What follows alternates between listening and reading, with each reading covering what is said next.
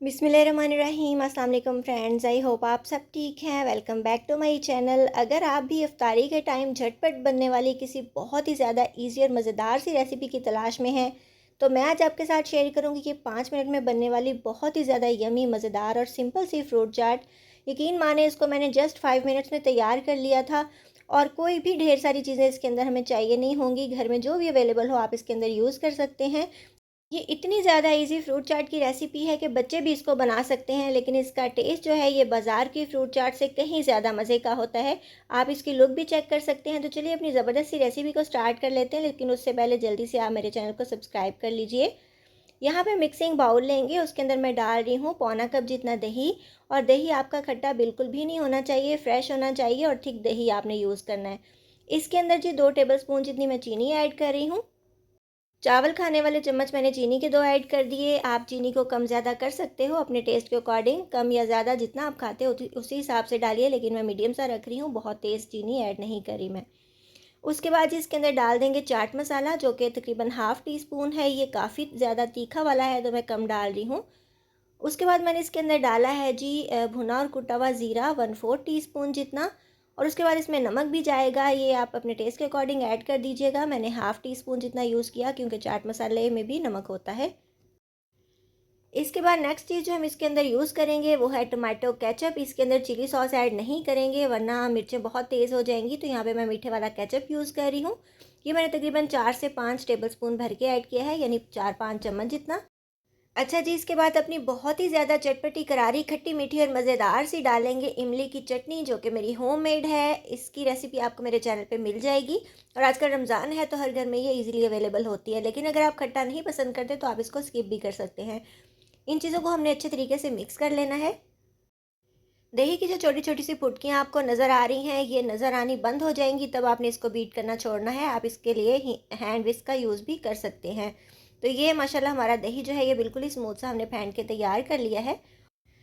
इसके बाद यहाँ पे मैंने फ्रूट्स भी कट कर लिए हैं। ये तकरीबन 4 केले थे मीडियम साइज़ के, और 2 मीडियम साइज़ के अमरूद, और तकरीबन 3 एप्पल थे, जिनको मैंने कट कर लिया है। एप्पल्स का छिलका मैंने रिमूव नहीं किया, आप चाहे तो रिमूव कर भी सकते हैं।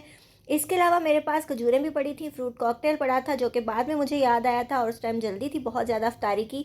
तो मुझे फटाफट यही फ्रूट्स सामने नज़र आए और मैंने झटपट से ये चाट बना ली। और यकीन माने, ये इतनी ज़्यादा मज़ेदार थी ना कि बाज़ार वाले जितने भी फ्रूट्स डाल लेना, इस चाट का मुकाबला बिल्कुल नहीं कर सकते। और आप देख रहे हो कितनी सिंपल सी चीज़ें यूज़ हो रही हैं इसको बनाने में। तो घर की चीज़ साफ़ सुथरी होती है, और वैसे अगर हम अफ्तारी के टाइम फ्रूट्स कट करके रखते हैं ना, तो वो हमसे बिल्कुल भी नहीं खाए जाते। इस तरीके से अगर आप बनाएंगे तो इंशाल्लाह सभी खा लेंगे, और आपको जो है वो ढेर सारी एनर्जी भी मिल जाएगी। तो इसके अलावा भी आपको मेरे चैनल पे क्रीम चाट की रेसिपी मिल जाएगी। इसके अलावा जूसी फ्रूट चाट मैंने बनाई थी, और अफ्तार की ढेर सारी रेसिपीज़ मिलेंगी आपको हर तरह की, आप चेकआउट कर सकते हैं। हल्की सी इमली की चटनी ऐड कर दी है, और उसके बाद इसको मैं केचप से थोड़ा सा गार्निश भी कर दूंगी। और ये झटपट 5 मिनट में बनने वाली बहुत ही ज़्यादा सिंपल और मज़ेदार सी हमारी फ्रूट चाट बन के तैयार है। आप इसके ऊपर खजूरें ऐड कर सकते हो, फ्रूट कॉकटेल भी ऐड कर सकते हो।